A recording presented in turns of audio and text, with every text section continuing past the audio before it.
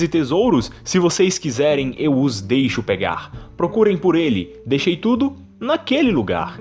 Desde então, piratas do mundo todo saíram navegando pela Grand Line procurando o One Piece, o tesouro que faria o sonho de todos virar realidade.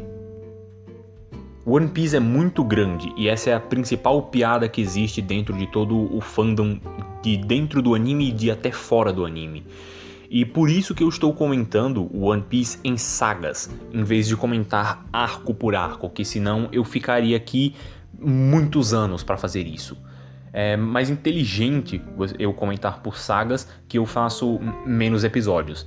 Eu comentei no último episódio dessa sériezinha das análises de One Piece sobre o East Blue, que é toda a primeira saga que engloba enquanto os Chapéus de Palha estavam dentro dos mares do East Blue.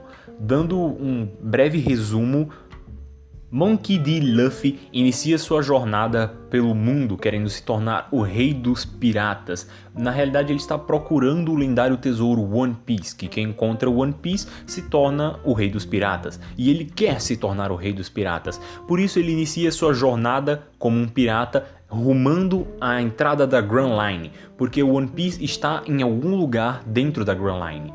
Então Luffy inicia sua jornada e começa a procurar membros para sua tripulação. Durante o caminho, pelo menos no East Blue, ele encontra 4 deles. O primeiro a se juntar ao bando é Roronoa Zoro, um caçador de piratas, um lendário, não lendário espadachim, mas um famoso espadachim, muito famoso por uma técnica estranha de lutar usando 3 espadas. Ele usa uma espada em cada mão e uma espada na boca. Exatamente. Ele também encontra God Usopp. Usopp é um atirador e um grande mentiroso e também um grande contador de histórias, que essas histórias serão realidade mais tarde.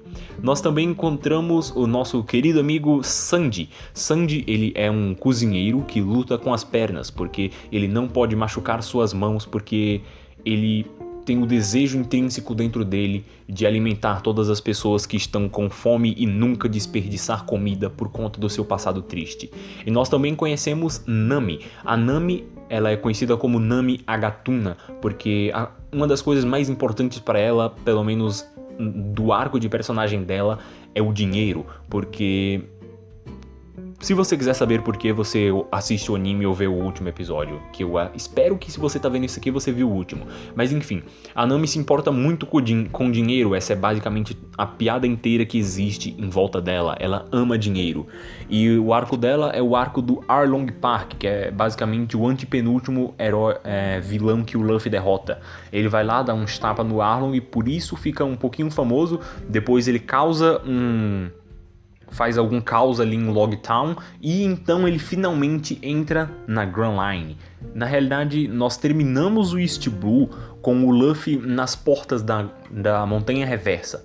A Montanha Reversa é um lugar muito estranho do mundo, em que as correntes de ar, as correntes marítimas, elas, em vez de fluir pelo mar fazendo simplesmente ondas, elas escalam uma montanha, que isso permite com que as pessoas subam a montanha e desaguem dentro da Grand Line. A Grand Line é o maior mar de todos, que é onde está o lendário tesouro One Piece, que é o desejo não só do Luffy, mas está meio que relacionado com o desejo de todas as pessoas ali.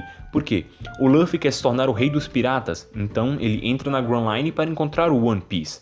O Zoro quer se tornar o maior espadachim do mundo e para isso ele precisa ficar mais forte e enfrentar pessoas cada vez mais fortes. Então ele entra na Grand Line, o maior mar de todos, onde consecutivamente estão as pessoas mais poderosas do mundo.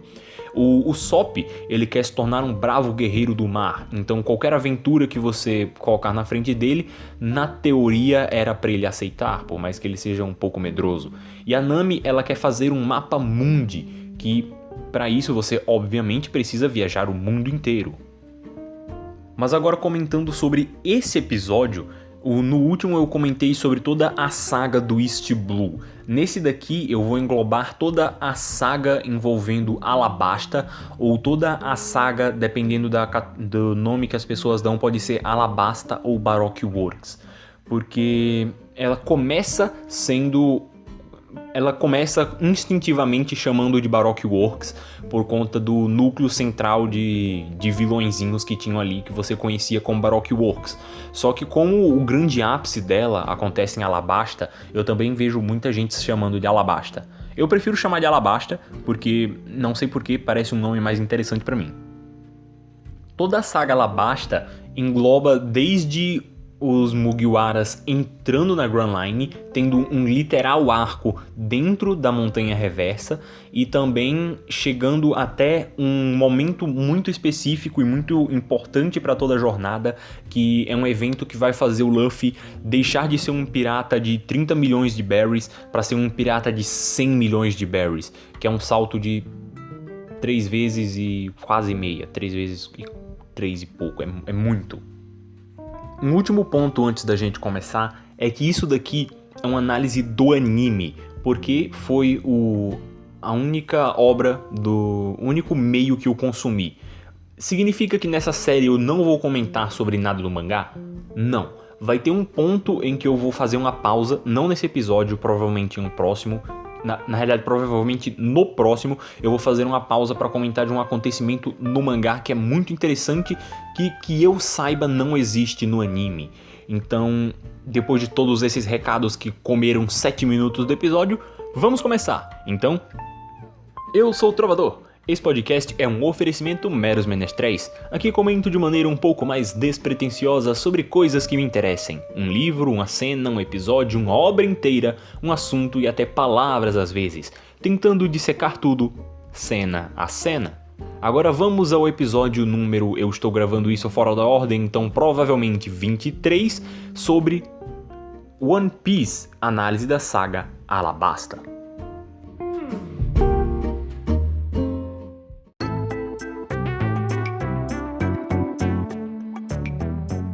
Eu tenho um pouco de medo dessa série de análise de One Piece. Não é um medo de que ela possa me causar algum mal, mas é um medo das proporções em que essa coisa pode tomar. Não é proporções no sentido de ela chegar em um número tão gigantesco de pessoas que pode causar algum... Não. É proporções de... Meu Deus, isso está muito grande. O último episódio, a análise do Steel Blue, teve quase 1 hora e 10 minutos, o que é até agora o episódio mais longo de todo o Cena a Cena, que é o episódio 20? Não, episódio 18. Eu não vou lembrar o número do episódio, mas o que importa é que ele é muito grande. E só para vocês terem uma ideia, o tempo de gravação dos episódios do Senna costumam ser, obviamente, além do tempo de duração dele, mais uns 20%. Esses 20% englobam erros de gravação, partes que eu regravo, coisas que eu decido retirar e coisas que eu decido adicionar depois que eu termino. Ou pausas para eu tomar uma água e coisa do tipo, porque passar 1 hora direta falando não é pra muita gente. Minha garganta com 10 minutos já começa a dar uma ardidinha, então eu tenho que ficar pegando um copo d'água. E nessa série de Alabasta, na saga de Alabasta, eu sinto que eu já vou comentar mais. Aí você pega o próximo arco é Skypiea. Em Skypiea eu tenho mais coisa pra comentar ainda, e eu tô pensando, meu Deus, quando chegar em Marineford eu vou gravar um episódio de 3 horas e explodir minha garganta.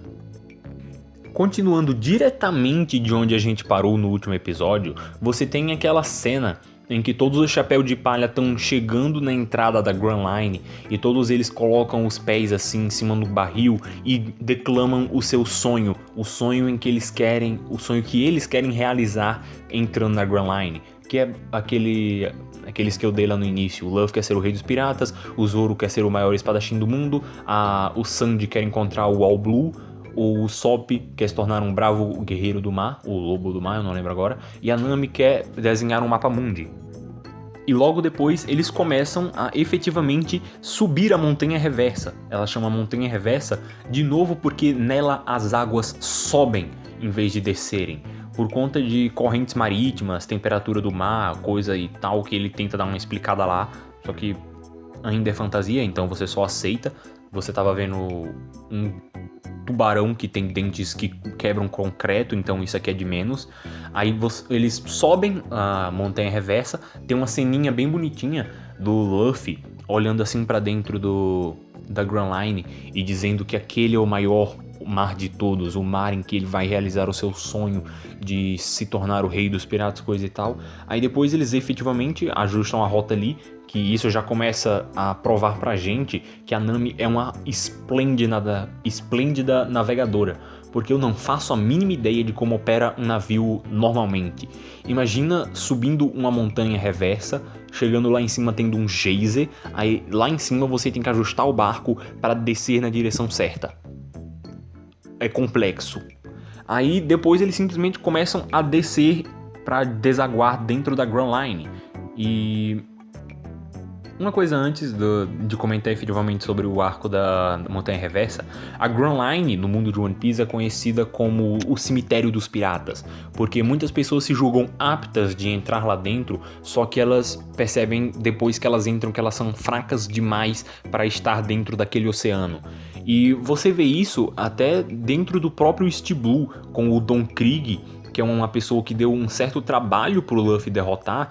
Ele tava fugindo da Grand Line porque a frota inteira dele, de 40 e cacetada navios, foi dizimada num piscar de olhos, porque dentro da Grand Line existem pessoas tão poderosas que fatiam navios.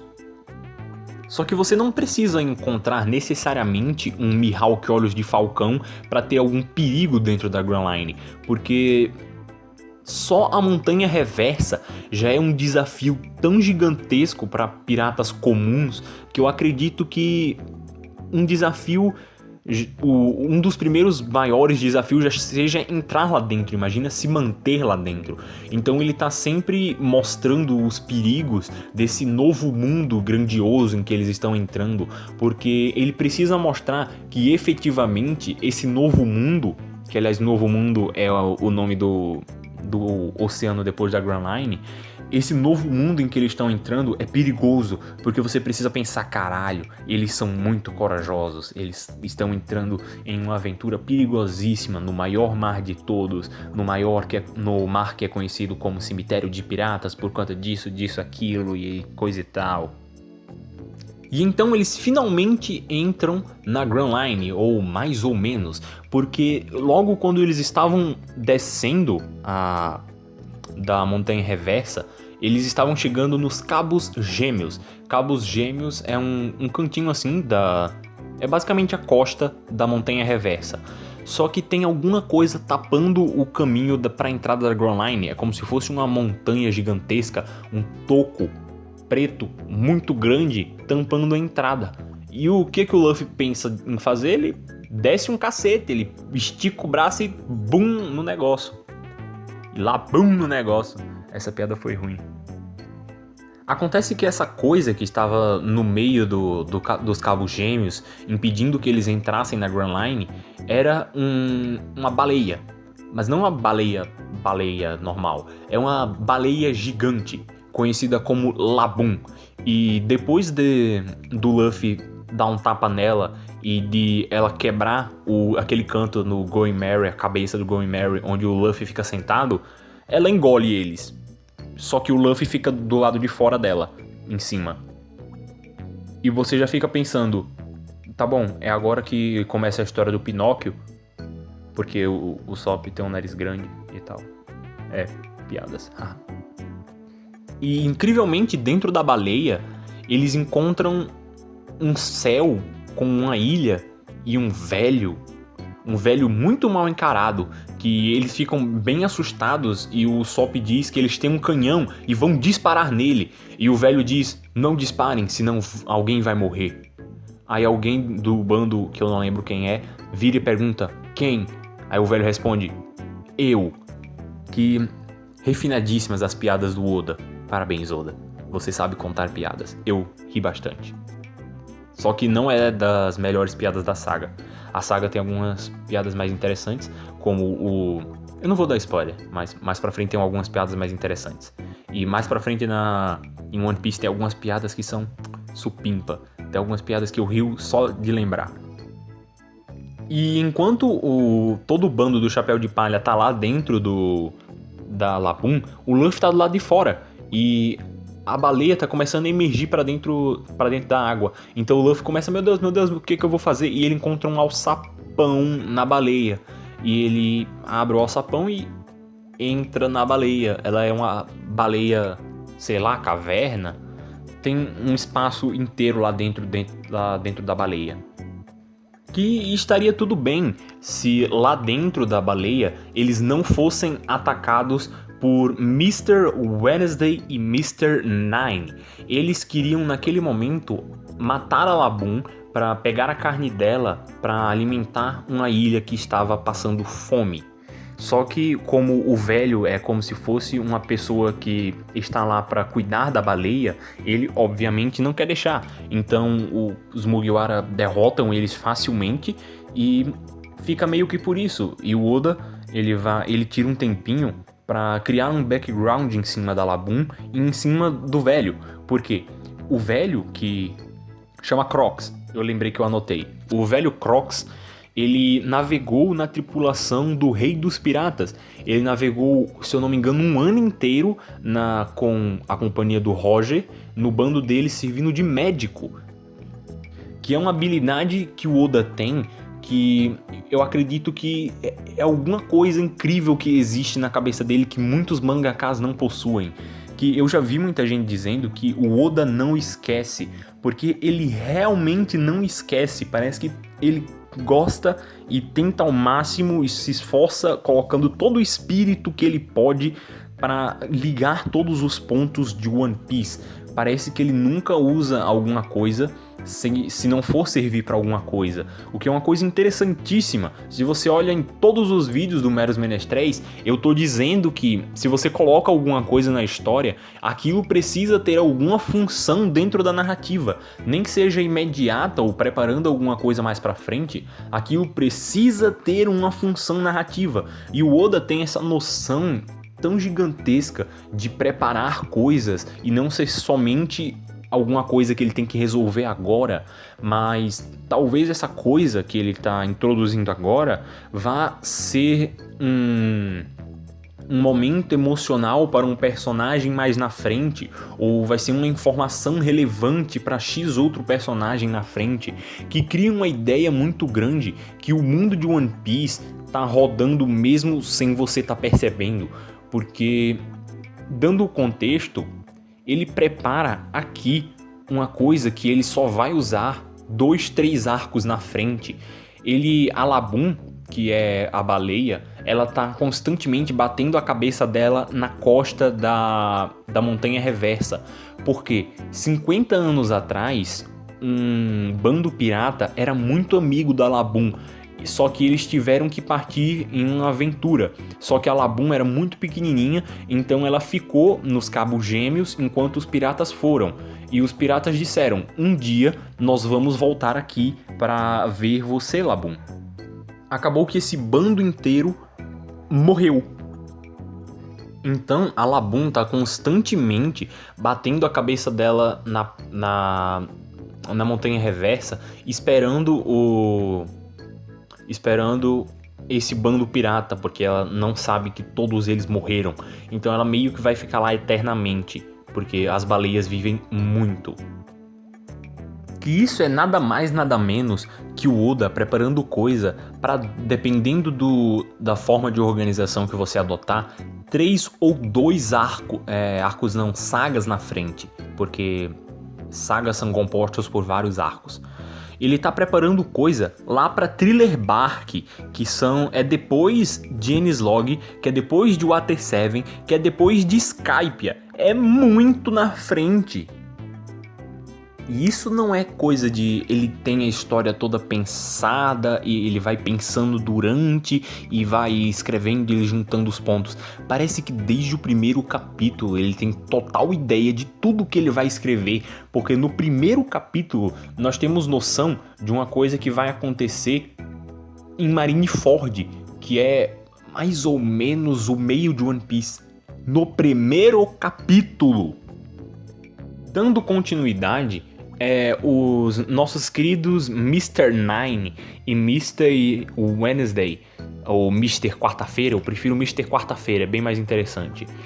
Na realidade, a Mr. Quarta-feira é Nefertari Vivi, uma princesa de um reino distante que está precisando de ajuda para voltar para o seu reino antes de uma guerra civil acontecer.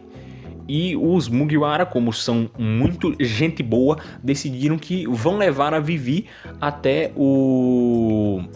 a casa dela. E nós também aqui esqueci o nome. Na Montanha Reversa, a Nami aprende sobre os Log Pose. Log Pose é um jeito diferente de você navegar dentro da Grand Line, porque lá dentro as ilhas possuem suas próprias...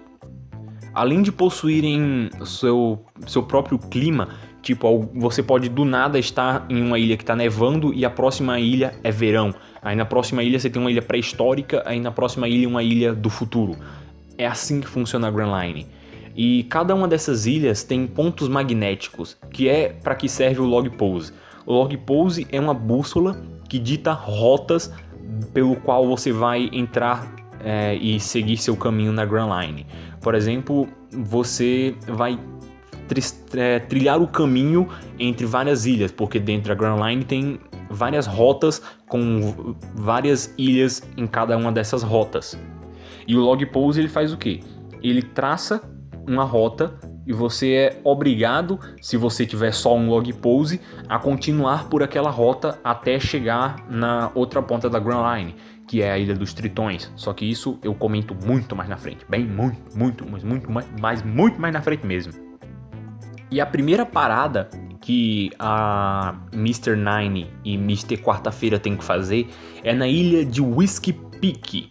Whiskey Peak é o próximo mini arco, ou arco, dependendo do jeito que você estiver considerando.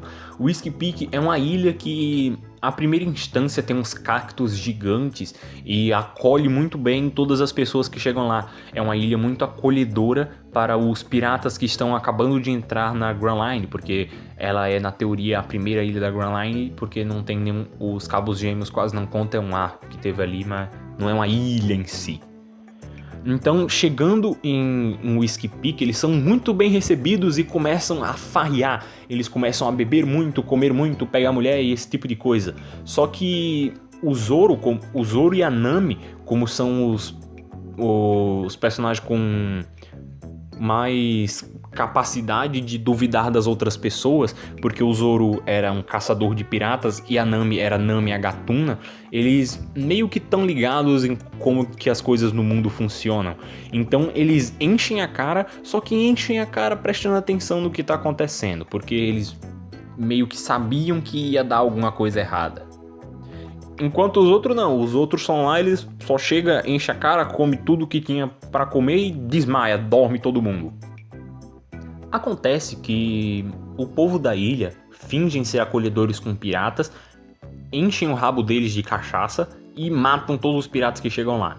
Então eles já fizeram metade do plano deles. Os Chapéu de Palha chegaram lá, encheram o rabo de cachaça, agora só falta matar todo mundo que tá lá, porque eles provavelmente têm alguma recompensa, vocês ganham a recompensa dele do governo, que se eu não me engano é isso, eu devia ter notado melhor.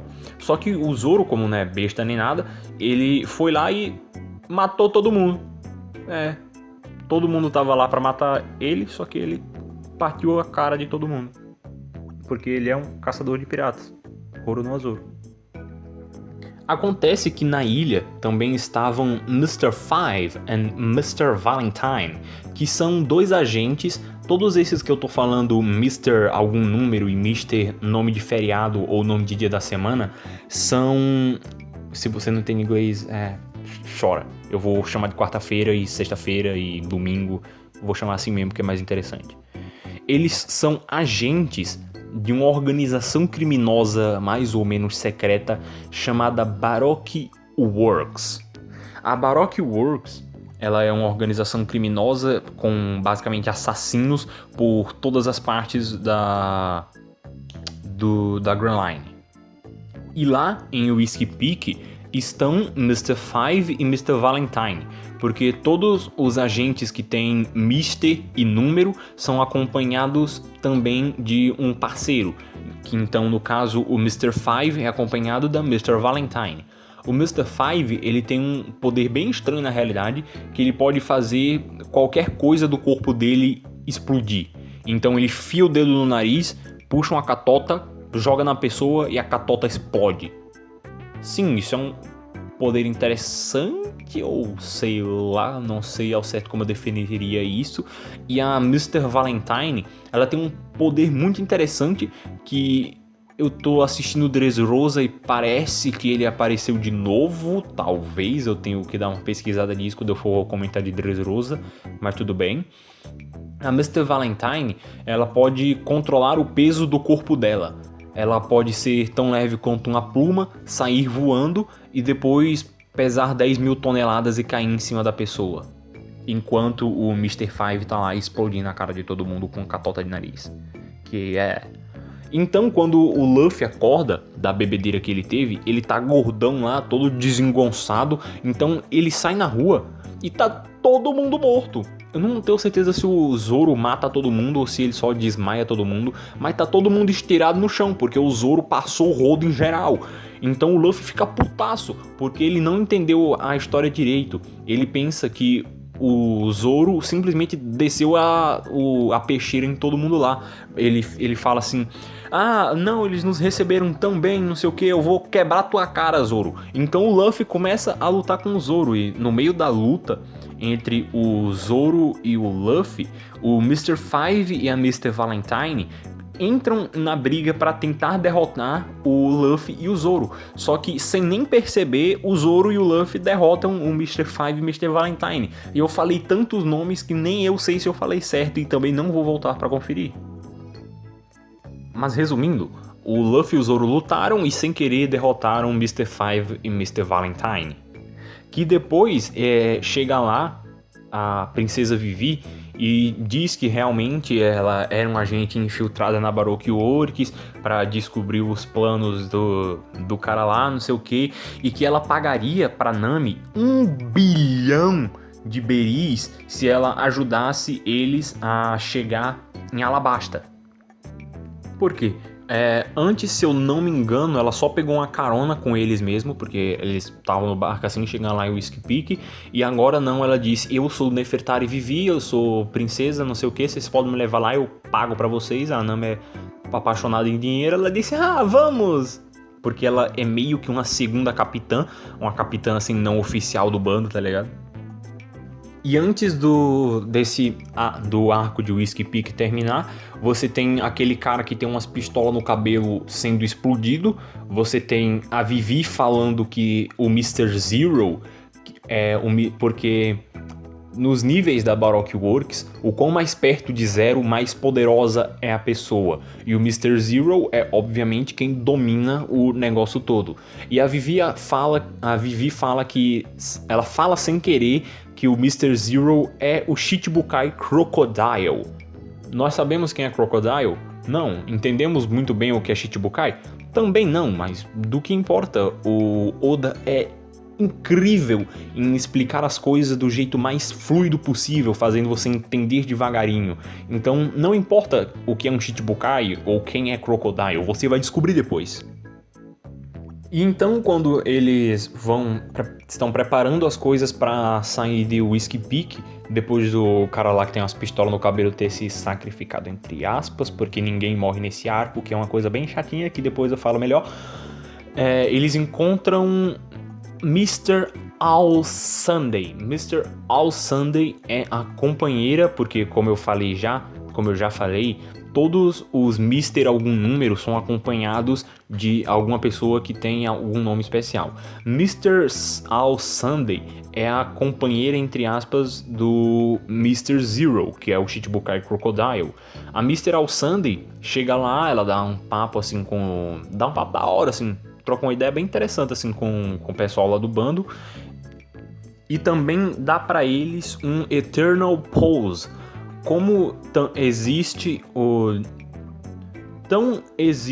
Log Pose, também existe o Eternal Pose. O Log Pose, ele aponta para a próxima ilha na rota em que você está.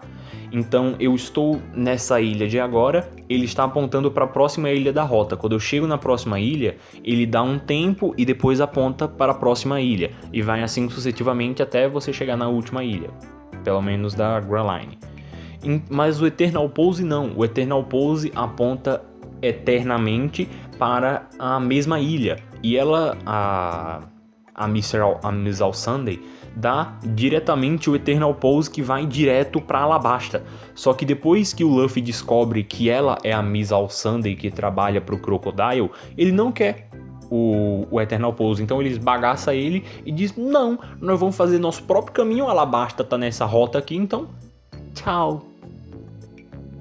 Que aliás, a Miss All Sunday é de novo o Oda sendo simplesmente gênio em preparar coisas para o futuro. Ele está aqui de novo preparando coisas que ele vai usar muito na frente. Não tão muito na frente, ele já usa nesse próprio arco, mas é coisa que muito adiante do tempo. A próxima ilha da rota é Little Garden, ou como eu gosto de chamar, Jardinzinho, que é uma ótima tradução, eu sei. É literal tradução, mas interessante. Nesse momento, o Oda tá fazendo uma coisa que é importante para a história. Depois que ele disse como funcionam as ilhas da Grand Line, ilhas estranhas, com climas estranhos, tempos estranhos, ele tá exemplificando como efetivamente as coisas são. Então ele mostrou uma ilha em que todas as pessoas da ilha queriam matar os Chapéu de Palha, que ia mostrando, opa, perigo, não confie em qualquer pessoa. Então a próxima ilha, que é a ilha de Little Garden, é uma ilha com tempo bagunçado. O tempo na ilha, ele é uma ilha muito atrasada no tempo. Então, dentro da ilha ainda tem dinossauros. Tem dinossauros, plantas gigantes, é um negócio, é uma paisagem muito da hora de ver. E o próximo arco, ainda nesse argumento de ele estar exemplificando o que ele disse, o próximo arco é a ilha de Drum, que eles saem direto do Little Garden para Drum. E Drum é um país nevado, em que está sempre nevando por algum motivo. Mas, voltando a Little Garden, em Little Garden, o Luffy e os Chapéu de Palha encontram Dory e Brog. Dory e Brog são dois gigantes que muitas pessoas acham que eles já desapareceram ou ninguém sabe o paradeiro deles, só que eles estão nessa ilha faz 100 anos, eu não lembro direito, eu acho que é coisa de 100 ou 100 anos. Se não for 100 anos, desculpa. Eles estão nessa ilha faz 100 anos, brigando. Todos os dias na ilha ocorre uma erupção vulcânica, e quando isso ocorre, eles sabem que chegou a hora da briga. Então eles vão lá num lugar pré-marcado e começam a brigar. Eles brigam até chegar na fadiga e deu empate.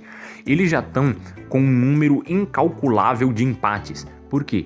Eles querem ver qual deles é o melhor. O melhor em quê? Ninguém sabe, eles não lembram mais. Faz 100 anos que eles estão lá lutando todos os dias. Eles esqueceram o motivo deles estarem lutando.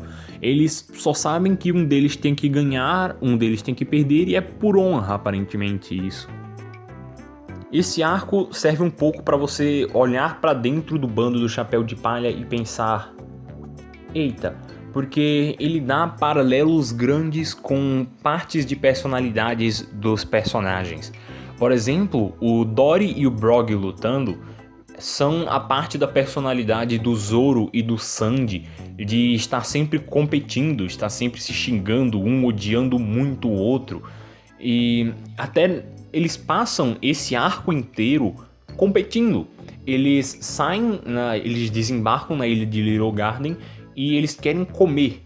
Aí eles começam uma disputa de quem pega o maior animal. Então os dois se dividem, voltam, medem os animais, aí dá conflito, eles vão, caçam um bicho maior ainda, aí, opa, não deu pra fazer de novo, então voltam, pegam um bicho maior ainda, trazem e ficam nessa o arco quase inteiro. Que é o literal jeito em que a luta do Dory e do Brog começou. Dory e Brog, cada um capturou um rei dos mares, que são aquelas criaturas gigantescas que habitam, às vezes, os mares, mas principalmente nos Calmbath. O Calmbath, eu não lembro certinho como é que fala. Eles habitam lá e eles dois, o Dory e o Brog, pescaram cada um rei do mar. Aí uma criancinha, com sua mente de criança, foi lá e perguntou: qual dos dois reis dos mares é maior? Aí o Dory disse: o meu é maior. E foi lá o Brog e disse: não, o meu é maior. E isso começou um conflito entre eles dois. E eles decidiram, como eles não conseguiram chegar numa prova empírica só medindo qual dos dois era maior, eles decidiram que a gente vai tirar na porrada qual dos dois bichos é maior. Então a gente vai pra uma ilha no meio do... não vou dizer no meio do nada, mas uma ilha lá no meio da Grand Line para decidir. E nós vamos trocar porrada até descobrir qual dos dois bichos era maior. Só que faz tanto tempo em que eles estão lutando que eles esqueceram o motivo de eles estarem efetivamente lutando.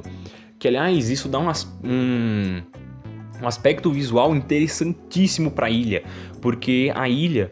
ela é uma ilha jurássica, você tem dinossauros, coisas do tipo, umas plantas gigantes, uns animais gigantes, tipo um tigre dente de sabre, uns bichos assim, aqueles dinossauro pescoçudo e tal.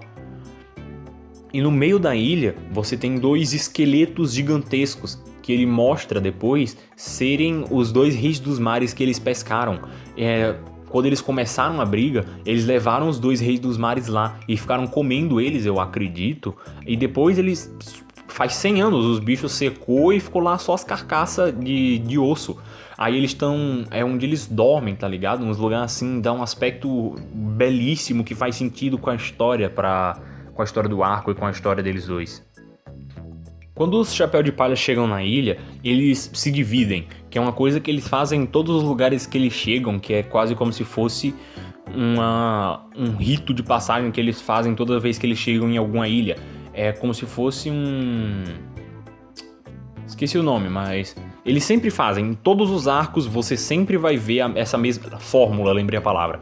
Você vê essa fórmula. Eles chegam em uma ilha, se dividem, percebem um problema, se juntam, se dividem, tentam resolver esse problema, alguns resolvem alguns não resolvem, o Luffy desce porrada na cara de alguém, eles ganham, se juntam, festejam e vão embora.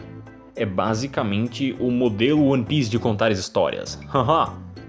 Então eles chegam na ilha de Little Garden e se dividem. O Zoro e o Sandy começam aquela disputa para ver qual pega o bicho maior. O Luffy e a Nami não. E a Vivi, o Luffy e a Vivi vão em algum lugar fazer alguma coisa que eu esqueci. E eles só se dividem, se eu não tô enganado. E a Nami e o Sop também vão para um lado, porque eles estão esperando o log pose registrar o campo magnético da ilha para eles poderem partir para a próxima. E lá eles descobrem não só que a ilha é jurássica, tem uns dinossauros, não sei o que. A Vivi fica impressionada com o Luffy brincando com os dinossauros que estão querendo comer ele. E ele é interessante que ele divide os grupos de um jeito não só para fazer piada, mas para mostrar as relações entre personagens. Ele aqui está apresentando a relação de conflito do Zoro com o Sandy, ele está apresentando o jeito medroso da Nami e do Sop, então ele coloca os dois medrosos num grupo só. Aí ele coloca uma medrosa, que é a Vivi, junto do Luffy, que é para Vivi começar a criar um pouco de confiança no Luffy, porque ele tá brincando com os bichos que estão querendo devorar ele tem que ser muito forte pra tá de boaça enquanto os bichos estão tentando devorar a cabeça dele, tá ligado? E enquanto o Luffy encontra os dinossauros e o Brog, falei errado, o Luffy e a Vivi encontram o Brog, e a Nami e o Sop encontram o Dory, que são todos os gigantes, eles seguem uma estética muito parecida, eles seguem uma estética meio viking, um negócio de espada, escudo, capacete com chifre, coisa do tipo. Que, aliás, eu não terminei de falar uma coisa lá. Esse arco é interessante para perceber as dinâmicas de dentro do grupo do Chapéu de Palha. Não só entre personagens, mas do personagem com ele mesmo. Porque enquanto você tem esse jeito de olhar pro Dory e Brory lutando e fazer a semelhança com o Zoro e o Sanji, você também tem o Sop percebendo eles lutando e ficando fascinado com aquilo, que eles estão lutando simplesmente pela pura honra, a honra de alguma coisa que eles nem lembram mais. Aí o Sop fica fascinado com aquilo e ele diz: eu quero algum dia ser alguém como você. Eles respondem: um gigante? Não, um lendário guerreiro corajoso que luta pela sua honra e coisa assim. Que ele começa aqui provavelmente, aqui é um pouco de especulação, a criar coisas para o possível próximo arco de One Piece, porque atualmente, enquanto esse episódio está sendo gravado, em junho de 2021, eu tinha esquecido o mês em que eu estou gravando isso, provavelmente vocês vão ver ele ou em junho ou no próximo mês, que eu acho que é julho, sim, eu não sei os meses do ano, está acontecendo o arco da Guerra de Wano. E é provável que o arco depois de Wano seja o arco da Ilha dos Gigantes, de Elbaf. Que o Dory e o Brogy são provavelmente um grande foreshadow. Foreshadow é quando você discretamente prepara alguma coisa.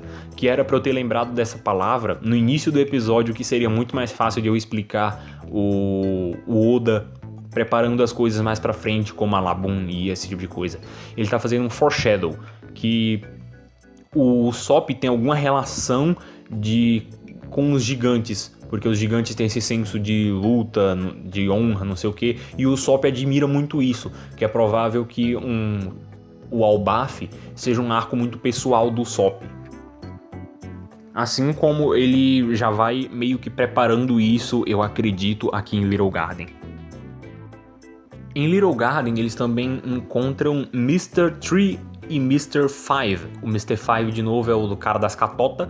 E eles também encontram o Mr. Tree. Mr. Tree é um homem vela. A cabeça dele pega fogo e ele pode produzir cera de vela, só que ela é uma cera tão forte quanto aço. É incrível. E eles, obviamente, estão junto de, respectivamente, suas ajudantes, que eu esqueci de notar o nome, mas também ninguém se importa. Tem uma coisa que vai se tornando cada vez mais forte dentro de One Piece, que é a complexidade das coisas. O Oda, ele adora não deixar as coisas complexas no sentido de difícil de entender, mas ele gosta de criar sistemas complexos de como as coisas vão funcionar. Por exemplo, ele tem razoavelmente bem de como funciona o sistema de Akuma no Mi, de Logia, Paramécia e Zoan, que eu nem expliquei isso ainda, eu vou explicar isso num episódio mais pra frente. Ele tem esse sistema muito bem feito e aplica todas as regras dele muito à risca, que é coisa que alguns escritores meio que esquecem, não é, Hiroriko Araki?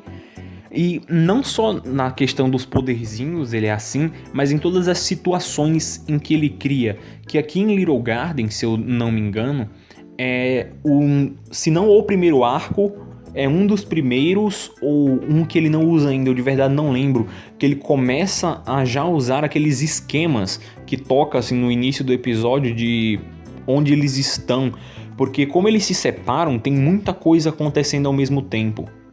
Que daí vem a complexidade, que essas coisas que estão acontecendo ao mesmo tempo, elas meio que se politificam e cada uma vai completar uma peça do quebra-cabeça do conflito que está acontecendo ali dentro. Dando exemplo, o Mr. Tree e o Mr. Five, eles querem matar os dois gigantes, o Dory e o Brogy, porque a recompensa deles dois juntos são 50 milhões, se eu não estou enganado, ou é 200, acho que é 50. A recompensa deles dois soma 100 milhões e a do Luffy é mais 30, então eles querem matar todo mundo que tá lá na ilha para entregar pro governo. Aí eles vão meio que preparando de pouquinho em pouquinho e no que eles estão divididos, você fica na expectativa de um encontrar o outro e resolver o conflito do outro. Porque, por exemplo, o cara de cera, ele pega o Zoro, a Vivi, a Nami e o Sop, não. Ele pega o Zoro, a Vivi e a Nami e coloca num pedestal, assim, um negócio bem estranho assim. E eles também colocam... eles entregam um barril de vinho para o Brog, que é o gigante que usa a espada. Entregam um barril de vinho para ele que tem explosivos dentro, que daí quando ele toma o vinho, ele explode e fica todo machucado por dentro. Só que naquele dia ele ainda foi lutar. Ele foi lutar e obviamente perdeu. Aí com os dois gigantes derrotados lá no chão, chega o Mr. Tree, ele aprisiona o Zoro, a Vivi e a Nami num negócio lá que fica girando. Aí ele vai deixando cada vez mais complexo com isso acontecendo aqui. Aí você tem o conflito do Zoro e do Sanji acontecendo no outro canto, que o Sanji também vai encontrar uma casinha que foi feita pelo Mr. Tree para fazer uma ligação do negócio lá, que ele vai meio que resolver alguns conflitos e impedir que todo mundo seja morto, que ele acaba até entrando em contato com o próprio Crocodile, o Mr. Zero, se fingindo ser o Mr. ou é o Mr. Tree ou o Mr. Five, ele finge ser um deles dois. E aqui ele também arruma um dos seus primeiros apelidos, que é Mr. Prince, mas não tem nada a ver. E você também tem a complexidade do sistema de poderes da lutinha, porque você tem o sistema de como funciona o poder do Mr. Tree. Que, aliás, o Mr. Tree é um personagem importantíssimo, que vai ter importância também lá na frente na saga de Marineford. O poder do Mr. Tree, ele faz um candelabro gigante feito de cera, que está aos pouquinhos transformando as pessoas que estão embaixo em bonecos de cera. Que até tem uma cena do Zoro cortando as próprias pernas e depois fazendo pose para morrer em uma posição digna.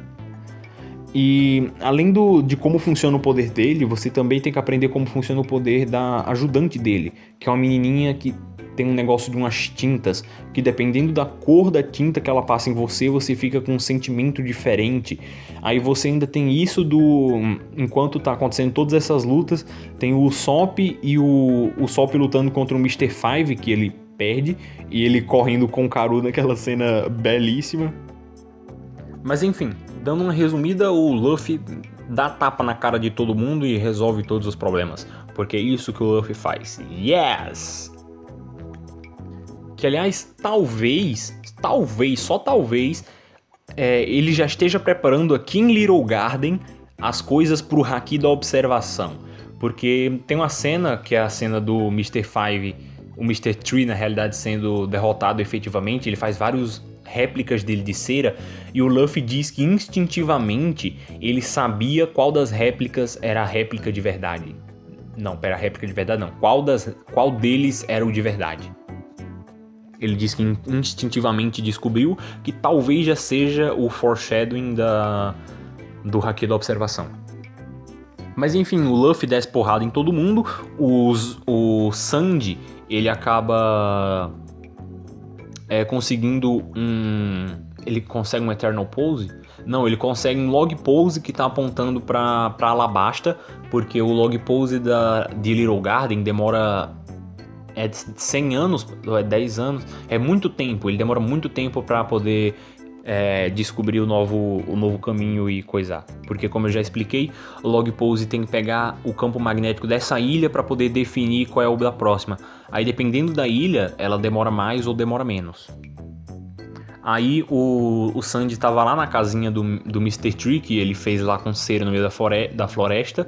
Ele atende o telefone, tá o Crocodile, ele troca umas palavrinhas com ele, aí chegam uns assassinos, o Sanji desce porrada neles e consegue um negocinho para eles finalmente irem para Alabasta. Só que acontece um pequeno probleminha no caminho, que aliás eu já vou comentar, eu vou terminar de comentar antes de Little Garden, porque na ida de Little Garden, os gigantes fazem as pazes, eles decidem ainda continuar lutando, eles destroem as próprias armas, mas decidem continuar lutando.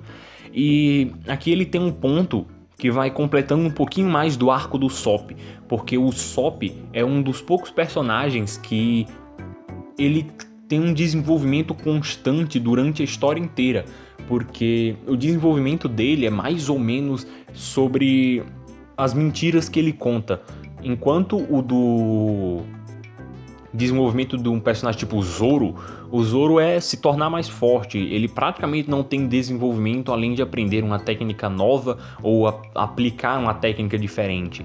O Sop não. Ele vai ter desafios na vida dele e ele vai ter momentos de provar verdades. Porque muitas das histórias em que ele contava pra menininha, que eu esqueci o nome, que eu não lembro aqui, eu vou ter que mexer muito nas anotações pra achar. Todas as histórias que ele contava pra menininha eventualmente se tornaram verdade, o que é uma coisa muito estranha. Por exemplo, enquanto eles estavam saindo de Little Garden, apareceu um peixinho dourado gigante. Que esse peixinho dourado gigante, o Dory e o Brog disseram fazer um cocô tão grande que parece uma ilha. Que é exatamente a história que o Sop contou pra menininha lá da vila... Esqueci o nome da vila, mas também não faz tanta diferença assim. Vila Sirupe, lembrei. Que é a historinha que ele contou lá pra menininha da Vila Sirupe. Que enquanto eles estavam indo embora, eles tiveram que estourar o peixinho dourado, coitadinho dele, mas é um peixinho dourado gigante que come barcos, então vai só pra frente que a gente cuida do resto. Os gigantes fazem um ataque doidão lá, que eles perdem as armas no processo e eles conseguem passar do peixão. Então, continuando, ele tem uma coisa interessante daqui, de causa e efeito muito interessante. De tipo, você fez isso aqui, você fez, se safou, mas vai ter que arcar com as consequências disso que você fez.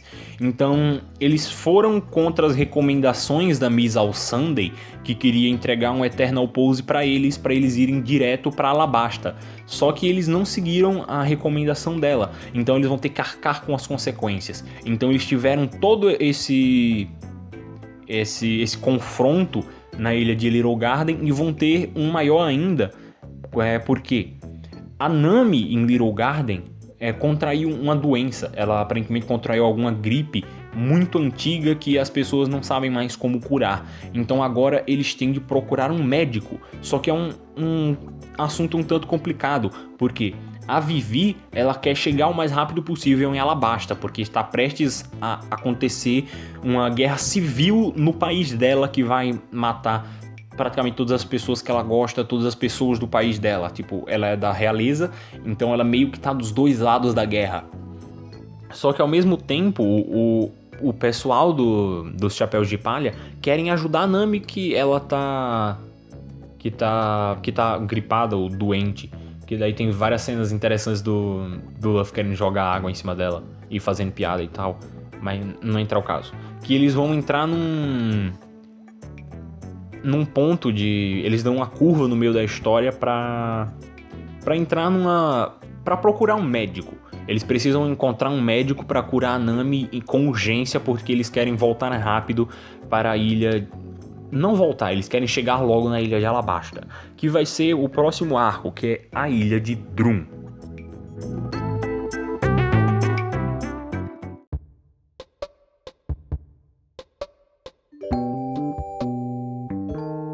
Olha, ainda bem que eu tenho anotações e que eu conferi o último áudio, porque no intervalo que pra vocês foram alguns segundos, pra mim foram 24 horas. Exatamente, esse episódio demorou 2 dias para ser gravado.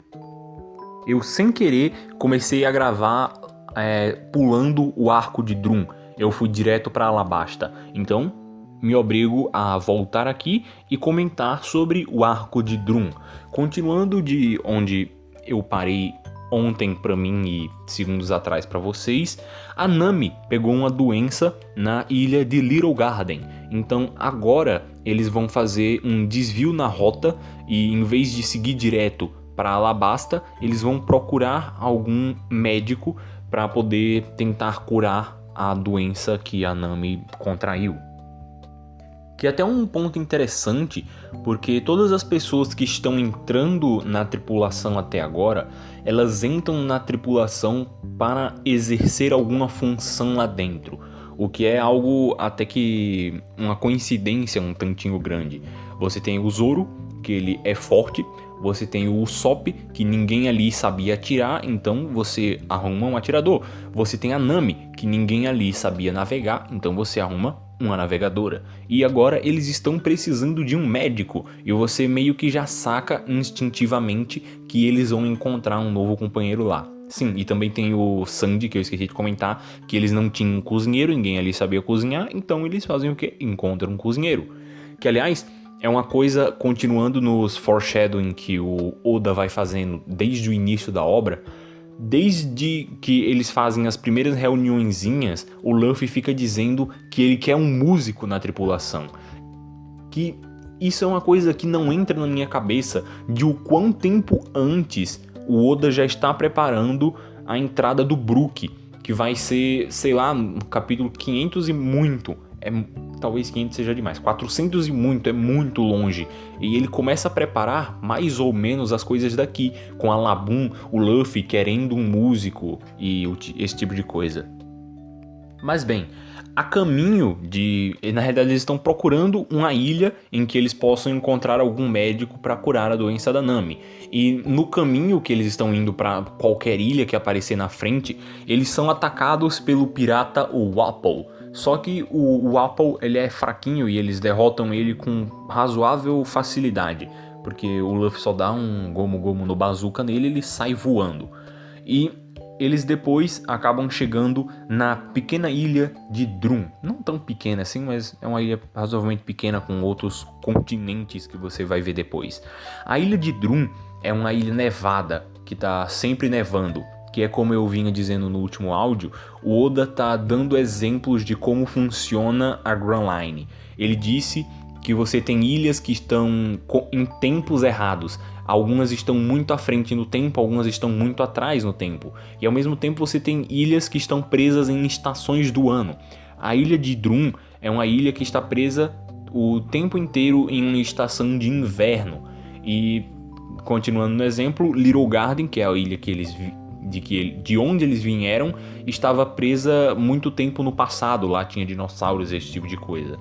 Agora em Drum é até de uma importância muito grande para um arco de personagem que ele vai começar a fazer aqui, ela ser uma ilha de neve, que é uma coisa interessante que o Oda faz até os cenários terem relevância dentro da história, e isso é incrível. E essa série é basicamente o Bartolomeu falando de quão One Piece é interessante. Mas enfim, continuando, eles vão ter o mesmo esquema de chegar na ilha e se dividir por algum motivo. Nessa ilha, Ilha de Drum, o antigo rei dela baniu todos os médicos que estavam lá, porque ele tinha a brilhante ideia de criar uma ditadura a partir de oferecimento de serviços, porque a ideia dele era: eu vou dominar o mercado mais ou menos, eu vou dominar o sistema de medicina da Ilha de Drum. Então, se todos os cidadãos da Ilha de Drum quiserem ter algum médico, quiserem se curar, esse tipo de coisa, eles vão ter que se ajoelhar a mim e aceitar o meu regime. Assim, ele dominou a aldeia. A Ilha de Drum. Dominando todos os médicos que tinha lá. Ele baniu alguns e ficou só com uma pequena frota só dele, que era a frota que ele usava para extorquir mais ou menos as pessoas. Só que algum tempo antes do Luffy chegar na ilha de Drum, aconteceu uma coisa interessante. Um pirata chamado Barba Negra chegou lá e fez um caos. Ele chegou lá, virou umas casas de cabeça para baixo. Não, quem fez isso foi o Arlong, lembra o nome. Ele chegou lá, causou um caos e tirou o rei que estava lá, o rei que estava fazendo o sistema dos médicos, tirou ele do poder e foi para a próxima ilha. Esse cara chamava Barba Negra. E isso daqui também é um foreshadowing, que vai ser provavelmente o maior foreshadowing de todo o One Piece. Quer dizer, eu não posso afirmar isso, já que o One Piece é muito grande, mas vai ser um dos maiores, porque ele começa a trabalhar aqui, ele desenvolve em Jaya, aí ele vai fazer mais lá na frente, mais e mais e mais, ele só vai escalonando o nível sobre o Barba Negra, porque o Barba Negra vai ser um personagem importante mais na frente na história. Mas enfim, esse episódio já tá com provavelmente 1 hora, então eu vou tentar ser um pouco ágil com as coisas que eu tô comentando aqui, pelo menos em Drum, porque Alabasta tem todos esses arcos somados juntos de tamanho, então eu vou tentar ser um pouquinho mais rápido. Agora, atualmente, na ilha de Drum, só existe uma médica que é a doutora Kureha. A doutora Kureha, ela tá morando em cima de um... Não sei como exatamente eu chamaria aquilo. São tipo uns planaltos de neve, só que são uns planaltos bem altos. Tipo um Grand Canyon, só que tudo que tem embaixo é um Grand Canyon ao contrário, sabe? Em vez de ser um buraco, é pra cima. Nossa, isso foi uma pior definição. É uma montanha nivelada em cima, é um planalto. Ela mora num planalto que era o planalto onde o rei morava. E lá tem um castelo, ela mora lá depois que o rei sumiu da terra de Drum. Ela mora lá, então o que o Luffy tem que fazer é levar a Nami até lá. Então ele pega a Nami e vai com o Sanji tentar chegar lá onde a doutora está. Enquanto isso, o Zoro e o Karui é aquele patinho da Vivi, que eu não sei se eu comentei sobre isso. O Zoro e o Karui ficam no navio, porque o Zoro quer se acostumar ao frio para poder fortalecer o seu corpo. Que, aliás, isso é um pouquinho de Winhoff. Não convém comentar sobre o Winhoff aqui, só que é uma técnica bem interessante se você se interessar ou achar minimamente curioso, pesquise, é bem interessante. Winhoff, só pra repetir, caso você não tenha ouvido. Aí você vai ter aquela coisa que todos os arcos de One Piece têm. Você vai ter vários mini conflitos enquanto eles estão tentando resolver o conflito maior, que no caso vai ser: a Nami tá doente e a gente precisa curar a doença dela, porque ela é navegadora. Então nós vamos tentar subir naquela planície para chegar na doutora. Só que durante o caminho nós vamos ter que enfrentar coelhos gigantes e... Avalanche, lembrei o nome, Avalanche. Aí ele tem até um mini arco bem interessante, não tão bem interessante assim, mas um arco legal de um coelhinho, porque os coelhos não gostam dos humanos e tentam até, se eu não me engano, comer eles. Aí depois que o Luffy salva um dos coelhos, não o coelho-chefe, aí os coelhos começam a confiar no Luffy, pelo menos, não sei se nos humanos, mas no Luffy eles começam a confiar. E depois que ou ele salva uma criança ou é um adulto, eu de verdade não tô lembrado agora e isso não tá nas minhas anotações. Pulando todos os desencontros entre o Luffy e a doutora Kureha, que é apenas uma jovem de 150 e poucos anos, o Opal, o pirata que atacou o Luffy lá no início desse arco, ele volta para a ilha de Drum e nós descobrimos que o Opal é na realidade o antigo rei da ilha de Drum e ele voltou para recuperar o seu trono e ele tem que ir pro castelo dele e reconquistar, entre aspas, as pessoas, já que ele é bem autoritário. Ele vai tentar reaver o trono dele e ele vai subir lá naquela planície. Eu tô com muita dificuldade de definir o que é aquilo. Aí a gente também é apresentado, fora do Apple e aquele meio que chefe da vila, que aliás eu não comentei nada, nem o nome dele eu anotei aqui, que eu sinceramente pensei que eu fosse pular e estou pulando. Então ele existe, só que eu estou por vontade pulando ele da história. Também temos Tony Chopper. Tony Chopper foi uma rena do nariz vermelho que nasceu com o nariz azul. E essa rena, que já nasceu um tanto diferente por ter nascido com o nariz azul, ela comeu a Akuma no Mi do humano. Então o Chopper é uma rena que comeu a Akuma no Mi do humano. E eu me pergunto o que aconteceria se um humano comesse a Akuma no Mi do humano. Complicado. Você tem um humano que comeu a Akuma no Mi do humano, só que não é bem a Akuma no Mi do humano, é a Akuma no Mi do humano tipo Buda, que é o Sengoku, lembra o nome dele. O Sengoku comeu a do Buda, que aliás eu me pergunto até hoje quais são os poderes do Buda, ele fica grande, só isso, mas eu comento disso quando eu for comentar de Marineford. E por ser assim diferente, o Chopper não era nem aceito dentro do grupo das renas, porque ele é uma rena de nariz azul, e ele também não era aceito dentro do grupo dos homens, porque a transformação humana dele ainda mantém características de rena. Então ele é um bicho estranho, tipo um yeti com chifres e um nariz azul. E essa classificação foi muito estranha. Basicamente, o arco triste do Chopper é porque ele não era aceito nem no grupo das renas, nem no grupo dos humanos, e só teve uma pessoa que aceitou o Chopper de verdade. Na realidade tiveram duas, só que a importante agora é o Dr. Hiroluki. O Dr. Hiroluki, ele é um doutor que acredita no poder das folhas de cerejeira, e ele tenta criar uma fórmula para fazer as árvores de cerejeira crescerem na neve, que daí é o que eu comentei lá no início, pelo menos no início desse áudio, dessa segunda parte, que o Oda, ele tá fazendo até o cenário ser uma coisa importante dentro da história. Ele justifica não justifica, mas ele dá um motivo de por que ser neve, porque podia ser literalmente qualquer outra coisa. Pode ser tipo Alabasta. Você pode escrever Alabasta em quase que literalmente qualquer cenário, só que combina mais com a ideia de Alabasta ser deserto. Aqui ele combina mais com a ideia ser neve. Por quê? Porque aí ele está justificando a ideia do Hiroluki de querer fazer as árvores de cerejeira nascerem na neve. Que o Hiroluki, ele acredita no poder da cerejeira, que ele conta uma história de um homem que era muito doente do coração. Ele tinha algum problema no coração e um dia ele saiu de casa muito ruim, quase perto de morrer, e viu uma árvore de cerejeira. E depois que ele, se eu não me engano é isso, eu não notei, eu tô indo de cabeça. Depois que ele vê a árvore de cerejeira, ele se cura.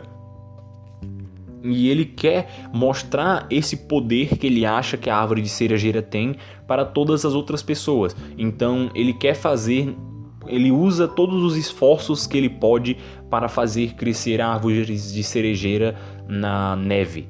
Que ele não mexe com sementes, coisas do tipo, ele mexe com líquidos e química. Eu de verdade não entendo direito como é que ele queria fazer isso, mas tudo bem.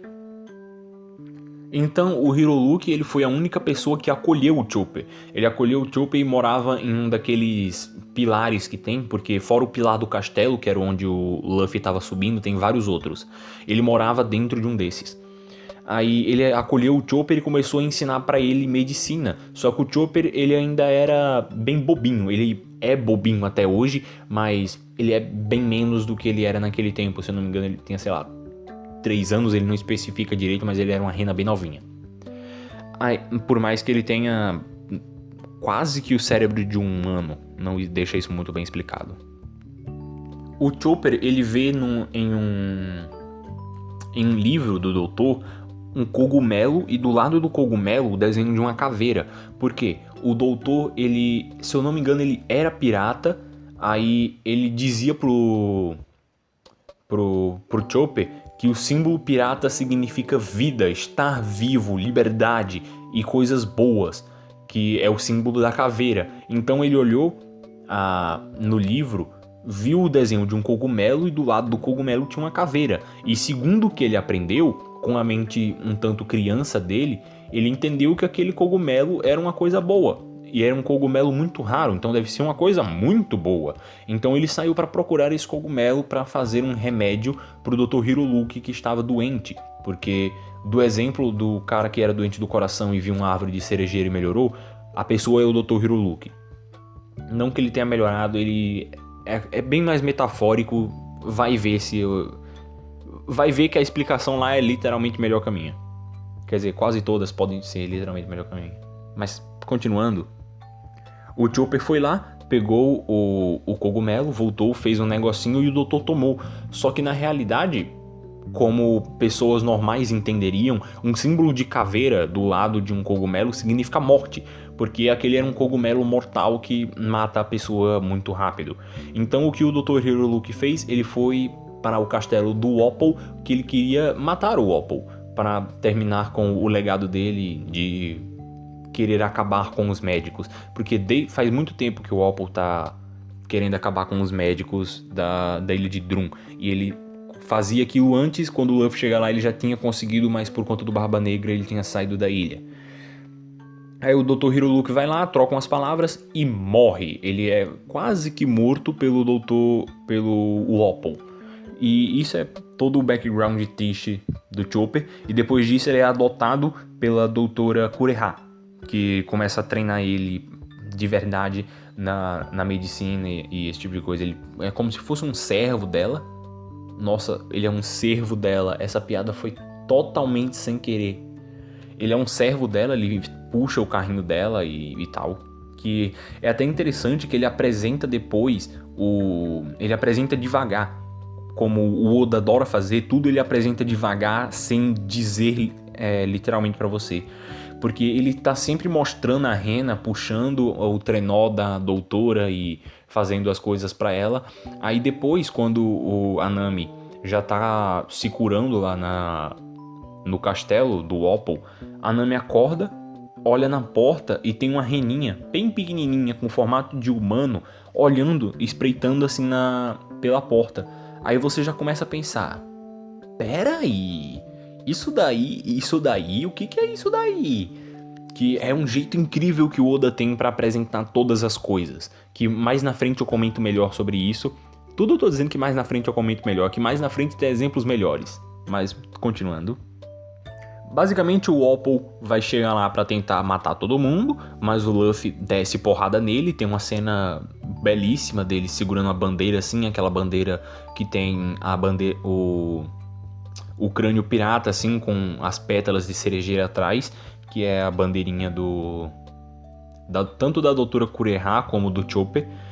Aí é a cena bem significativa pro Chopper, e depois basicamente o Chopper se junta ao grupo depois que a Nami é curada e eles derrotam o Opal. Básico. Aliás, pra mim vale tirar um minutinho só pra dizer como eu adoro o Chopper. Eu adoro a personalidade dele, ao mesmo, por exemplo, de quando alguém elogia o Chopper. Ele diz pra pessoa parar de elogiar e xinga ela e xinga, só que você vê na cara dele que ele tá dançando e quase que pedindo mais. Em algumas vezes ele pede mais. Que ele gosta de reconhecimento, que é quase que por isso que ele fez o negócio de ir lá buscar o cogumelo. E ele também, quando ele tá espreitando, tentando olhar pra alguém por alguma porta, ele, em vez de colocar só a cabeça assim pra fora da porta pra olhar, ele faz o contrário, ele coloca o corpo inteiro e esconde as mãos. Que ele tá mais se mostrando do que se escondendo, porque ele gosta de se mostrar, ele gosta de receber elogios, o que faz muito sentido com a personalidade e tudo que ele tem no passado dele, sabe? E eu tenho alguma coisa muito dentro de mim que eu não consigo explicar porquê, mas eu gosto muito, muito da dublagem japonesa do Chopper. Não dizendo que em português que a Netflix tá fazendo é ruim, mas a japonesa tem alguma coisa, um toque especial que me faz adorar ela. Ela tem as diferenças de tom enquanto o Chopper tá falando, de fofinho, fofinho, fofinho, só que ao mesmo tempo ele tá lhe xingando. Aí ele vai dando essa oscilação que pra mim é muito interessante e não sei por que eu gosto muito. Mas enfim, continuando. Depois que o Chopper se junta ao bando quase que forçado, ele não é forçado porque ele quer, só que o Luffy insiste tanto que ele vai. E tem várias cenas assim incríveis do Luffy e do Sandy correndo atrás dele. É uma rena, é uma rena, é uma rena, vamos comer, vamos comer, vamos comer. E o Chopper correndo. Aliás, minha encenação é muito interessante, sendo que vocês só estão ouvindo o áudio. E quando ele tá indo embora, a doutora Kureha, ela manda todo mundo do castelo que tava lá, porque o Opal tá pra ser derrotado, é o rei sendo derrotado, junta muita gente, o pessoal da vila pra ver o que tá acontecendo. Aí, quando o Opal é derrotado, o Chopper se junta aos Chapéu de Palha e eles estão indo embora. A doutora Kureha manda todo mundo pegar todos os canhões do castelo e apontar pro céu, e ela coloca uma coisa especial nos canhões. E quando eles estão indo embora, o Chopper olha de volta para a ilha e naqueles pilares gigantescos, que é como uma montanha só que plana em cima, se formam grandes árvores quase de cerejeira, porque você tem o tronco, entre aspas, que são os grandes pilares que tem lá. Aí ela tirou alguma coisa no céu que fez dar a impressão que eram árvores de cerejeira gigante, meio que realizando o sonho do Dr. Hiruluki e um pouquinho do sonho do Chopper. Aí é agora que você chora, sabe?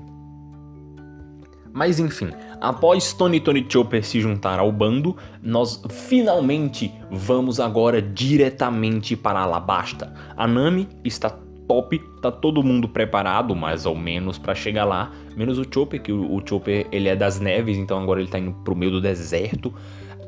Mas enfim, vamos para Alabasta finalmente, que Alabasta é o primeiro grande arco de One Piece. Eu tô comentando em Alabasta como uma saga, porque é meio que uma ideia temática, desde a Montanha Reversa até agora em Alabasta, efetivamente, a ideia da Baroque Works, que é a organização criminosa comandada pelo Crocodile. Já que tem ela desde lá, é como se ela tivesse sido sendo preparada desde lá de trás, o que meio que tematiza a saga inteira como saga Alabasta.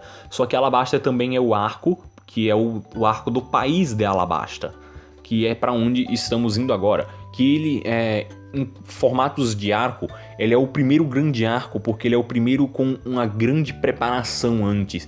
Todo o caminho de antes dentro da Grand Line e até um pouquinho de fora estava preparando para acontecer as coisas que vão acontecer em Alabasta.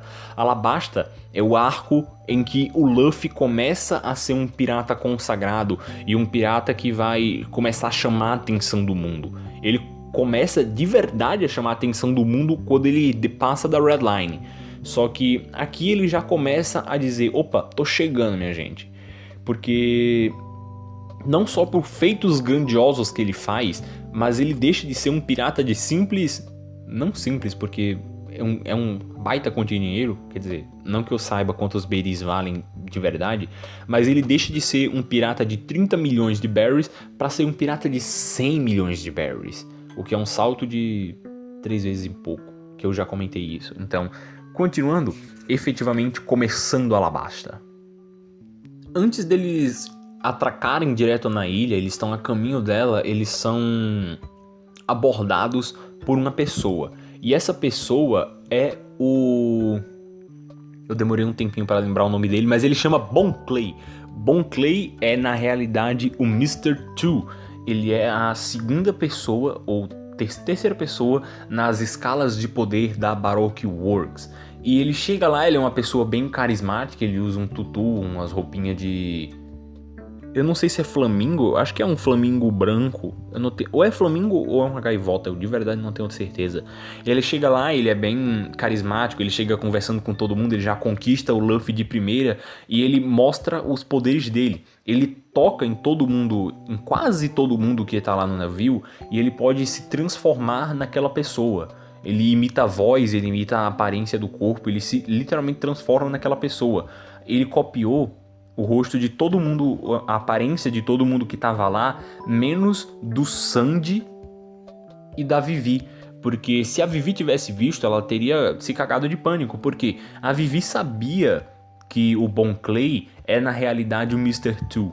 Só que os outros não sabiam, por isso que eles meio que aceitaram ele lá. Aí depois que ele foi embora, que ela descobriu que quem tava lá era o Mr. Two. Que agora eles precisam de um sistema de segurança para poder entrar em Alabasta. Porque agora que o Mr. Two já descobriu o rosto de todo mundo com a Akuma no Mi dele de se transformar em outras pessoas, eles...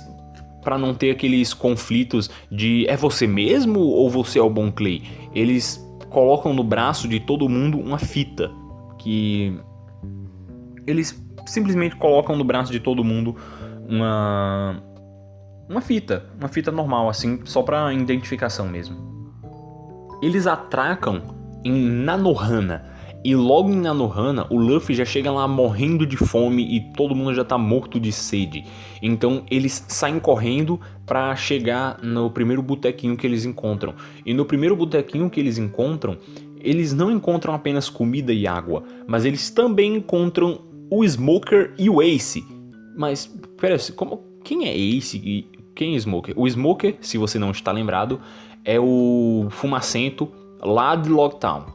Ele ainda tá à procura do Luffy e ele tá trilhando o caminho na Grand Line também. E o Ace, ele foi apresentado um pouquinho lá na Ilha de Drum, só que eu esqueci de comentar. Ele é o irmão do Luffy. Eles não se parecem muito, mas é o irmão do Luffy. Ele tem poderes da Mera Mera no Mi, a fruta das chamas. Ele pode transformar o corpo dele em fogo. Aí quando o Luffy chega lá no botequinho que ele queria pedir água, ele chega lá já destruindo tudo, que o Smoker e o Ace estavam para começar um pequeno conflito, só que na hora que o Luffy chega, ele arrebenta a boca do negócio lá e bebe a água que ele queria, come o que ele queria lá. Aí depois ele começa a fugir do Smoker, quando o Smoker volta pra onde ele tá. E ele tá fugindo do Smoker e o Ace aparece de novo, salva ele, deixa o Smoker estirado lá no chão, porque o Luffy ainda não tem capacidade para lutar contra o Smoker. Por quê? O Smoker, dando uma explicaçãozinha agora para preparar a coisa mais na frente, ele é um tipo de Akuma no Mi, ele tem um tipo de Akuma no Mi diferente da Akuma no Mi do Luffy. A Akuma no Mi do Luffy, eu não lembro as definições certas, mas ela é uma paramécia. E a do Smoker é uma logia. A logia normalmente dá a capacidade para a pessoa de ser intangível. Ela se torna o elemento e você não é mais tangível. Por exemplo, o Smoker é feito de fumaça. Então quando você bate nele, ele vira fumaça e você não consegue acertar efetivamente o corpo dele. Mais na frente, você descobre meios efetivos de verdade de acertar o corpo dessa pessoa. Só que o Luffy não sabe agora. E eu não sei se o Ace sabe. É provável que ele saiba, já que ele é o segundo comandante da divisão de piratas do Barba Branca. Então talvez é bem provável que ele saiba. Só que ele não mostra do jeito que é mostrado mais na frente. Ele só luta com ele com foguinho versus fumaça. Haha. Mas enfim, depois de dar essa surrinha no Smoker, o Luffy e o Ace se encontram de verdade. Eles fazem uma queda de braço. Diz, roupa, beleza, vamos andar aqui com nós. Ela, vai. Que ele queria... O Ace, ele está procurando o Barba Negra, que a gente também ouviu falar lá na Ilha de Drum. Lá na Ilha de Drum ele prepara muita coisa. Ele prepara a Barba Negra, prepara a Ace e todos esses tipos de coisa. O Ace tá à procura do Barba Negra porque o Barba Negra fez alguma coisa que ele não podia ter feito no bando do Barba Branca. Nossa, muitas barbas, se você não entendeu, perdão.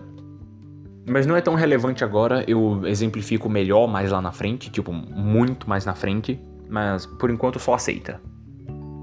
E o Ace entrega pro Luffy uma coisa que ele tá começando a aprender agora também, que é um Vivicard. O Vivicard, ele é um papel que ele está ligado de alguma forma a alguma pessoa. Então o papel sempre tenta ir na direção daquela pessoa, que é um jeito de se localizar mais ou menos, que as pessoas usam muito da Red Line pra frente, que é o Novo Mundo. Aí o Ace entrega um Vivicard pro Luffy, que ele coloca no chapéu. Ou é no chapéu, ou é no bolso, eu não lembro, ele só guarda o Vivicard. Dando um pouco da explicação do que está acontecendo em Alabasta, você tem 3 núcleos que estão prestes a se chocar. Você tem o núcleo do Palácio Real e da Realeza, que é o pessoal lá do Rei Cobra, e basicamente todas as pessoas que são subordinadas ao rei. Você tem o exército... O rebelde, eu ia chamar de revolucionário, só que não é revolucionário. O exército revolucionário é outro. Esse é o exército rebelde. O exército rebelde, eles são contra as ações que o rei toma, porque eles supostamente sabem de alguma coisa que as pessoas não sabem. Eles têm uma ideia que eles querem derrubar o rei para fazer chover em outros lugares, porque só chove na capital de Alabasta, a capital de Alubardi, por algum motivo que ninguém sabe. E você também tem o Crocodile com a Baroque Works, e esses 3 núcleos estão quase que para se chocar.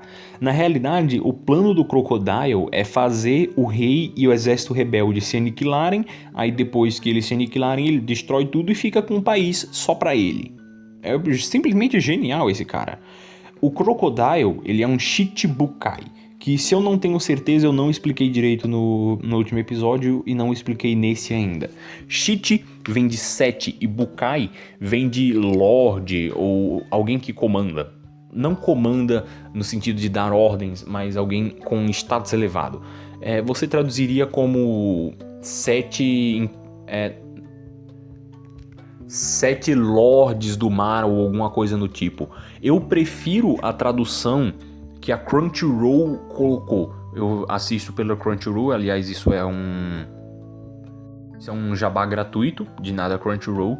Eles deram a tradução, ou pelo menos quem fez, de 7 corsários, que talvez eu faça um episódio inteiro sobre como eu adoro a definição de Shichibukai como 7 corsários em vez de 7 lords do mar ou coisa do tipo. Mas eles basicamente são piratas reconhecidos pelo governo que não têm suas cabeças a prêmio e não são mais caçados pelo governo. Eles meio que são os piratas amigões da galerada. E o Crocodile faz parte dos Shichibukais. Ele não é mais caçado pelo governo, ele meio que tem alvará pra ser pirata, tá ligado? Aí, agora ele está querendo tomar o país de Alabasta só pra ele, por motivos que mais na frente eu especifico melhor. Então, como a Vivi já sabe desse plano, a Vivi é a Nefertari Vivi, a que tá vindo desde lá da Montanha Reversa, ela pega o Karui, aquele pato, e coloca uma carta com ele e manda ele levar essa carta até o rei, porque o rei sabe que o Karui é o patinho dela. Nossa, essa frase. O rei sabe que o Karui é o patinho dela e a mensagem que chega lá ele vai ouvir, que é dizendo que o exército rebelde, não sei o que, aí Crocodile, não sei o que, basicamente tudo que eu acabei de explicar sobre a manipulação do Crocodile sobre um país inteiro. O Oda tira muito tempo aqui com muitos personagens. Ele tira tempo porque a Alabasta inteira é como uma grande corrida. Se tem uma coisa que o Oda deve estar cansado de desenhar é personagem correndo, porque é só isso que ele desenha. Eles não estão correndo aqui, já que eles estão no meio do deserto, mas eles estão caminhando. O que eles estão fazendo? Eles estão indo a um lugar que no momento é onde o Crocodile faz os jogos dele. Ele tem... é como um canto de cassinos, assim, sabe? E é basicamente muito tempo com eles andando no deserto. Só que eles vão lá, andam muitos episódios andando e chegam no lugar dos cassinos lá, que é onde tá o Crocodile, porque o Luffy quer descer a mão no Crocodile. E quando eles chegam lá, eles fazem o que eles sempre fazem, eles se dividem, mas eles se dividem por conta que o Smoker tá querendo a cabeça do Luffy. Aí eles se separam lá, cada um vai começar a fazer alguma coisa, e o Luffy e os outros vão tentar entrar no cassino do Crocodile, que aliás ele tem uma estética bem interessante, ele é uma pirâmide com um crocodilo em cima, o que faz muito sentido com a Alabasta e com o Crocodile. O que não faz sentido é ter crocodilo no deserto, mas tudo bem. Na realidade eu acho que tem... é pior que tem crocodilo no deserto, isso foi uma afirmação bem não pensada. Existe crocodilo no deserto, pelo menos na minha concepção. Calma, não dando ideia errada, não crocodilos no deserto, mas onde tem água, tipo aqueles rios, Rio Nilo, coisa assim, deve ter crocodilo por lá.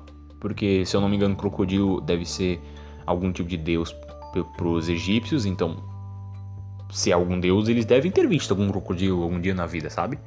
Mas enfim, saindo disso que não tem nada a ver com One Piece, e tentando ser um pouco ágil, porque esse episódio já tá muito longo, o Crocodile acaba capturando todo mundo. Ele captura o Luffy, ele captura basicamente todo mundo, ele captura até o Smoker. E enquanto isso, lá em Alubardi, que é a capital, o Mr. Chu, que é o Bon Clay, o cara que se transforma em outras pessoas, ele se disfarça de Rei Cobra. Cobra é o nome do rei. Ele se disfarça de rei e aparece no meio da multidão para dizer o porquê só chove em Alubardi. Ele diz que ele usa uma substância chamada Dance Powder. O Dance Powder é uma coisa que você queima, ela libera uma fumaça no ar e essa fumaça retém muita umidade. Ela retém a umidade dos locais próximos. Aí faz chover quase que instantaneamente. Só que isso é como se fosse concentrar a chuva em um canto só. Aí, se você usa o Dance Powder em Alucard, você faz que todas as outras regiões não chova mais. Por isso que o Dance Powder é um produto que é proibido pelo governo mundial, porque ele pode literalmente acabar com um país inteiro. Aí o Mr. Two se disfarçou de Rei Cobra e disse no meio da multidão para causar caos que ele usava o Dance Powder. Aí o exército revolucionário começa revolucionário não. Rebelde, o exército rebelde começa a ficar não, como assim ele usa isso daí? Não pode.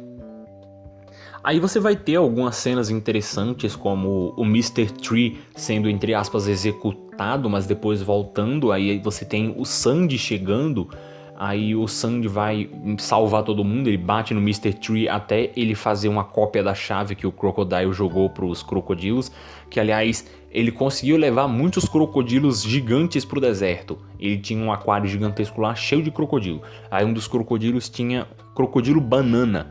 Olha as ideias do Oda. Aí um desses crocodilos tinha uma chave, só que ele não achou. Na realidade, ou ele não achou ou a chave era falsa, eu não lembro. Aí o Mr. Tree vai lá e faz uma chave de cera. O Mr. Tree, lembrando, é aquele carinha que tem a Akuma no Mi da cera. A cabeça dele pega fogo e ele pode fazer cera o quanto ele quiser. Cera é o nome do episódio. Depois disso, tá todo mundo indo em direção à capital. A capital é Alubarda, porque toda a guerra vai acontecer lá em Alubarda. Então tá todo mundo indo em direção a Alubarda.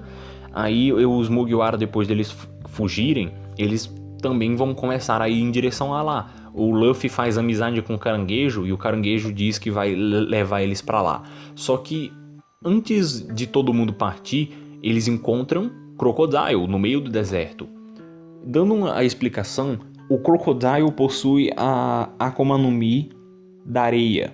E o corpo dele é como o corpo do Smoker, que é feito de... O Smoker é feito de fumaça, o Crocodile é feito de areia. Aí ele possui as mesmas propriedades que o Smoker tem. O Smoker, quando você dá um soco nele, você atravessa, porque ele é feito de fumaça. O Crocodile é a exata mesma coisa. E o Luffy tem que procurar algum jeito para poder vencer ele. E agora, o Luffy, na primeira oportunidade que tem para descer porrada nele, ele entra de cabeça. Aí ele começa uma mini lutinha que termina muito rápido, porque o Luffy basicamente não consegue acertar ataque nenhum do Crocodile. Então o Crocodile pega aquele gancho que ele tem na mão, esqueci se é direita ou esquerda, mas também não faz diferença, e atravessa o peito do Luffy, e deixa o Luffy pra morrer no meio do deserto.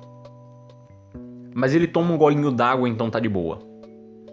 Uma coisa interessante desse arco é que todos os personagens estão fazendo alguma coisa, todos eles vão ter alguma lutinha interessante. Quer dizer, não interessante, mas todos eles vão ter alguma lutinha. Até a Nami, que é uma personagem que não teve lutinha nenhuma, ela só tem momentos dela controlando o barco. E até ela tem uma lutinha aqui com uma arma que o Sop criou.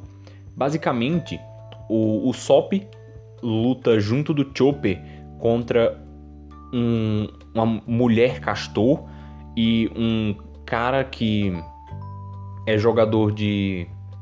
Qual é o nome do jogo? Eu não vou lembrar o nome do jogo, mas é aquele que se rebate bolas. E, aliás, aqui ele já dá uma expandida bem interessante no mundo, que ele prepara coisas que ele vai usar muito na frente de novo, que ele apresenta ideias do Dr. Vegapunk. Dr. Vegapunk é um cientista do governo que desenvolveu um sistema para objetos comerem a Akuma no Mi. Então, ele tem um cachorro que dispara as bolas, e essas bolas são explosivas. Aí você pensa, ok, é um cachorro que comeu uma Akuma no Mi da arma, mas não é. É uma bazuca que comeu a Akuma no Mi do cachorro. E isso é simplesmente genial. Porque eu não sei, mas enfim, o Sop se quebra inteiro, mas desce porrada neles também. Aí você tem a lutinha do Sandy, que o Sandy vai lutar contra o Mr. Two, que é o Bon Clay. E o Bon Clay, ele percebe rapidamente que o Sandy não bate em mulher. Aí ele fica usando de uma estratégia de ficar se transformando na Nami. É na Nami e na Robin? Não, só na Nami. Ele fica se transformando na Nami, porque toda vez que ele tá transformado na Nami, o Sandy não bate nele. Só que pra o Bon Clay poder atacar, ele deixa a transformação. Aí o Sandy pode atacar ele enquanto ele tá atacando. Aí tem toda uma luta lá, que o Bon Clay também faz balé. Ele é todo balézinho. Aí os dois lutam com as pernas. Aí o Zoro também tem... Falar da Nami primeiro. A Nami tem a lutinha dela, que é uma lutinha bem extensa, assim. Ela chega a ser até um pouco chata. Boa parte da luta são piadas. Porque o Sop, ele fez um bastão de luta pra Nami. Aí esse bastão, ele disse que tem configurações que são pra piada e configurações que são pra combate. Aí a Nami tá aprendendo quais dessas configurações são pra piada e quais são pra combate. Ele gasta muito tempo com as piadas e quando começa o combate de verdade é um pouco arrastado, é um pouco lento e chato, você não se interessa tanto assim, mas acontecem tão poucas batalhas que a Nami tá envolvida, que essa chega a ser um momento interessante, por mais que seja meio arrastado e... Você também tem a luta do Zoro, que as técnicas do Zoro nunca são muito bem explicadas, só que ele desenvolve alguma capacidade interior, intrínseca nele, alguma coisa do tipo, porque ele está lutando contra o Homem Lâmina, que é o Mr. One. O Mr. One, ele pode transformar qualquer parte do corpo dele em uma lâmina feita de ferro, e o que o Zoro precisa fazer para derrotar ele? Cortar ferro, que é uma coisa um tanto difícil. Aí ele, desenvolve um instinto superior e começa a cortar ferro. Parabéns, você desbloqueou uma nova habilidade. Agora ele derrotou o Mr. One e pode cortar ferro. Porque, não sei, ele só fez. Só aceita o Zoro Sola. Que aqui ele continua muito na ideia de complexidade que eu venho esse episódio inteiro falando. Que se eu não estou enganado, esse daqui é o primeiro arco ou ele usa antes, eu não tenho certeza, que ele começa a usar aqueles esquemas em miniatura de o que está acontecendo, porque tem tanta coisa acontecendo em tanto lugar que você precisa de um esqueminha, de tipo, onde é que tá o Zoro, onde é que tá o Sandy, o que cada um tá fazendo. Ele usa isso melhor mais na frente, mas se eu não tô enganado, ele começa a usar ele já aqui, porque... Enquanto tá tendo todas essas lutinhas, você tem os dois exércitos, o exército real e o exército rebelde lutando no meio da praça. Aí você tem também a Vivi tentando parar o exército rebelde, parar a guerra, ela tentando gritar no meio da multidão para as pessoas pararem de lutar, que todas elas foram manipuladas e coisas do tipo. Então o Crocodile chega lá na praça central e começa a explicar os verdadeiros desejos dele. O desejo de verdade dele, com Alabasta, é na realidade encontrar uma coisa chamada poniglifo. O poniglifo é uma pedra. Mas não só uma pedra, ela é uma pedra com um escrito muito antigo nela. Um escrito que só uma pessoa em todo o mundo possui a capacidade para ler. Miss All-Sunday. Ou Nico Robin. É provável que você conheça ela como Nico Robin. Nico Robin, ou Miss All-Sunday, que é a ajudante do Crocodile, é a única pessoa em todo o mundo que pode ler os poniglifos. E o que o Crocodile quer de verdade não é o poniglifo em si, ele quer o conteúdo do poniglifo, que é as instruções para onde está a arma ancestral Pluton. Uma arma ancestral Pluton, poniglifo, Nico Robin, quantas informações? Exatamente, porque o Oda, ele é muito realista em como apresenta as coisas, porque não tem motivo do Crocodile explicar agora o que são os poniglifos. Você vai aprender depois. A Robin eventualmente vai ter alguém que não sabe o que é um poniglifo, que ela vai ter que explicar o que é um poniglifo. Vai ter alguém que não sabe o que é uma arma ancestral, que eles vão ter que explicar o que é uma arma ancestral, que incluindo você. Por enquanto, você só aceita que o Crocodile está atrás de uma arma ancestral e que o poniglifo é o jeito de achar essa arma ancestral. Então o Luffy chega lá e uma coisa que ele já vinha apresentando um tempinho antes, o Luffy chega lá pra batalhar de novo com o Crocodile.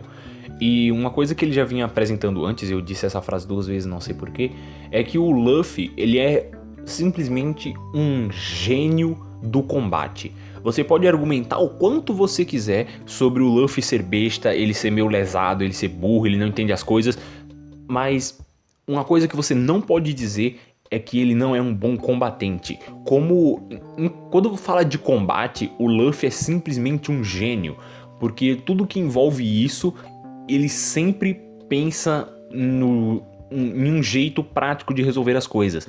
Por exemplo, ele não consegue lutar contra o Crocodile porque ele é feito de areia. Então, o jeito de lutar contra ele é molhar seu próprio corpo para conseguir atacá-lo. Que ele descobriu isso mais ou menos com a dicasinha que aconteceu lá naquela primeira luta. Tem um cortezinho assim que acontece isso, se eu não estou enganado. Aí ele percebeu isso, pegou um barril de água, pôs nas costas e começou a lutar contra o Crocodile na estratégia de que você se molha para conseguir descer porrada nele. E realmente funciona. Só que é meio chato você andar com o barril nas costas. Então vemos a primeira transformação do Luffy, que é o Luffy Barril. É Luffy Barril, de verdade não lembro o nome. Ele basicamente bebe toda a água que ele tava no barril e fica gordinho, cheio d'água. Ele fica cuspindo água no Crocodile e lutando com ele, porque quando ou ele ou o Crocodile estão molhados, ele vira tangível. Ele deixa de ter a propriedade da Akuma no Mi. Só que o Crocodile mesmo assim ainda vence por conta ele só vence mesmo. Aí ele seca de novo o Luffy, porque por mais que ele tenha Akuma no Mi da areia, ele pode absorver a água das coisas, que eu não entendi direito porque essa característica, mas ele pode. E o Luffy é salvo simplesmente pelo roteiro. Porque é uma coisa meio chata, só que é tanta coisa boa nesse arco que você meio que deixa passar. Porque o Luffy ele dá uns tiros é dizer demais. Ele cospe água pra cima em várias bolhas assim, tentando acertar o Crocodile. Aí o Crocodile fura ele de novo, suga a água do corpo dele e vai embora. Só que daí, quando o Crocodile sai da frente, ele já foi embora, a água que o Luffy tinha cuspido pra cima cai em cima dele e ele volta a ter forças. Aí ele sai correndo de novo pra descer porrada no Crocodile. Enquanto isso tá acontecendo toda aquele negócio da Vivi tentando parar a guerra. Por quê? A estratégia do Crocodile é matar todo mundo. Então você junta o exército real e o exército rebelde. Junta todos eles na praça central, joga uma bomba lá no meio e tá todo mundo morto. Acabou.